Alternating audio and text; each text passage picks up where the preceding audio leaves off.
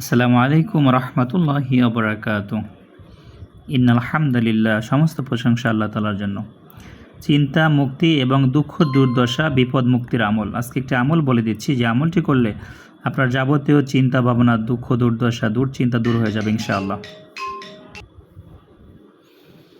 আমলটি আপনি কিভাবে করবেন? কেহ দুশ্চিন্তাগ্রস্ত হইয়া পড়িলে পড়তে হয় ৩১ বার করিয়া একাধারে ৭ দিন এই নাম জিকির করিবে। ইহাতে আল্লাহর রহমতে তাহার দুশ্চিন্তা দুর্ভাবনা দূর হইয়া যাইবে।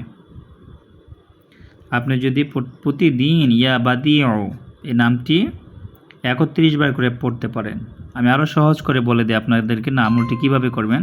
পাক পবিত্র হয়ে যায় নামাজে বসে আপনারা কেবলামুখী হয়ে গায়ে একটু সুগন্ধি মেখে ইয়া বাদিউ ৩১ বার করে পড়বেন। এই ক্ষেত্রে আপনি ইচ্ছা করলে ১০১ বার করেও পড়তে পারেন, অথবা ৫ ওয়াক্ত নামাজের পরে ৩১ বার করে পড়বেন। এরকম যদি টানা ৭ দিন অথবা ১১ দিন আমলটি করতে পারেন, আল্লাহ তাআলা এই আমলের উসিলা। আমলটি অত্যন্ত পরীক্ষিত একটি আমল, এই জন্য আপনারা একাধারে আমলটি ৭ দিন পর্যন্ত করবেন।